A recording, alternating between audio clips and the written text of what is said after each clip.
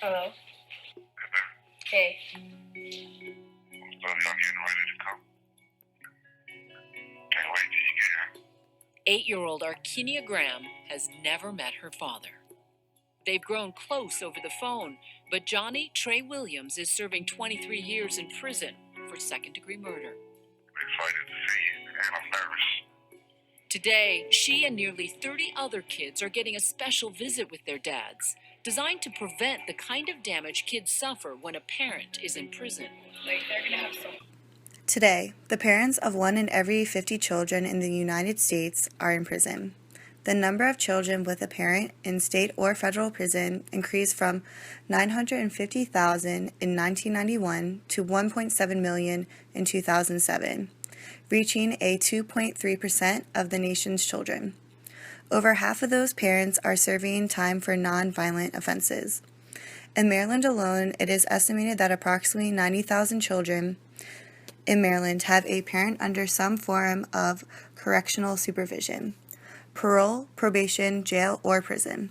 Many of those families and children reside in Baltimore City, which represents 1/3 of the prison's population in the state.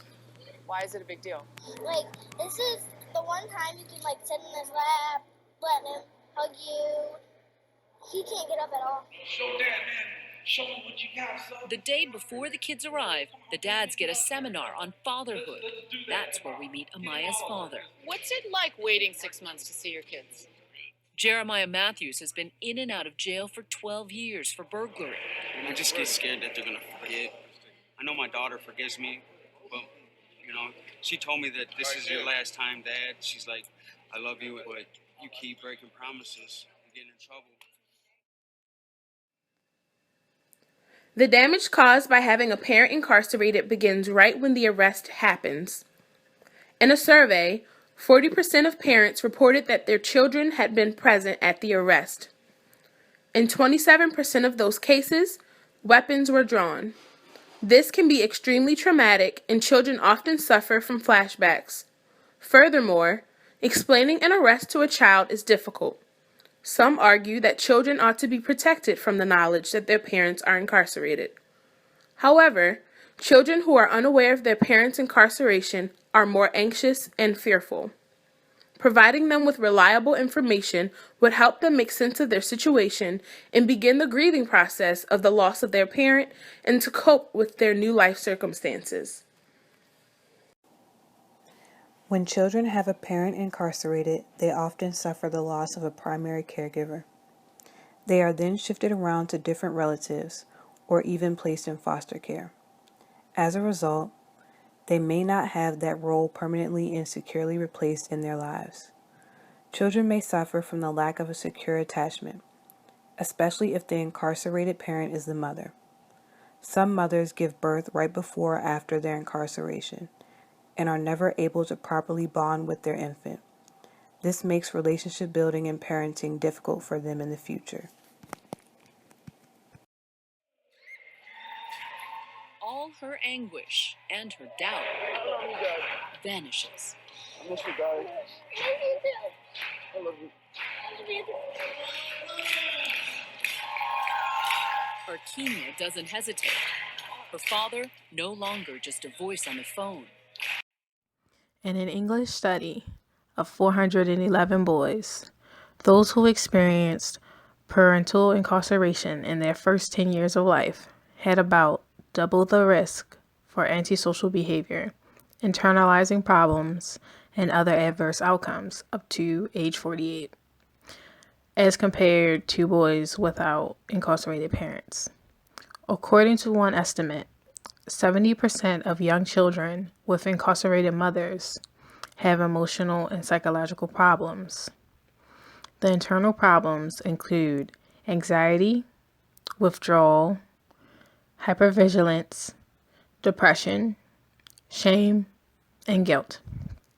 Somatic problems such as eating disorders, and external problems including anger, aggression, and hostility towards caregivers and siblings.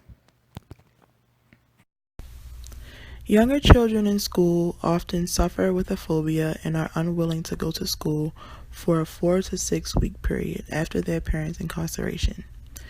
These children exhibit school-related problems and problems with peer relationships. They have school problems such as poor grades and instances with aggression. The stigma of a relative's incarceration can lead to isolation, peer hostility, and rejection. As children reach adolescence, suspension and dropout rates are higher for these children.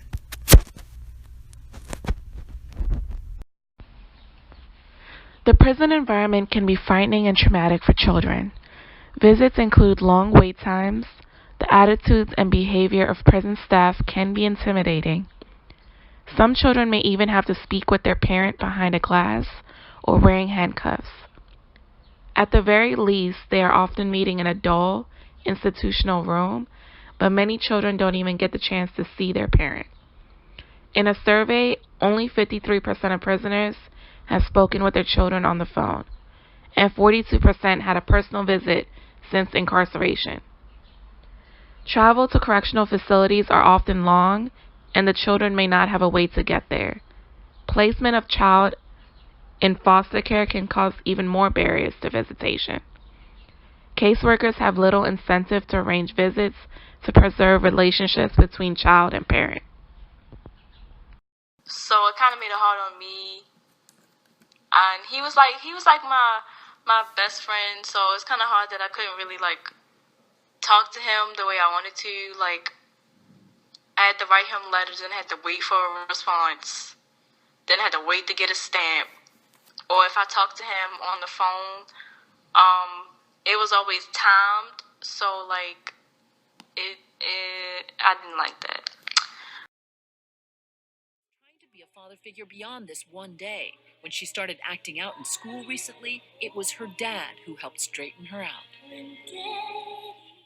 He called me right away, and he was like, "Where's our kid? Can I speak with her?" And I'm like, "Okay." Your dad is on the phone, because I'm like, oh, he's calling to handle business, He's parenting from behind bars. Yes. You're gonna be freezing. Shakisha Graham has a powerful reason for bringing her daughter from Florida to Michigan for this chance to bond with her dad. You work 12 hours a day. Yes. You're a single mom. Yes, ma'am. Why spend so much of your hard-earned money to bring your daughter here? Well, I was one of those kids. I was ashamed to tell people that my father is in prison. So I put myself in my daughter's shoes. They have these few fleeting hours to say the things that need saying.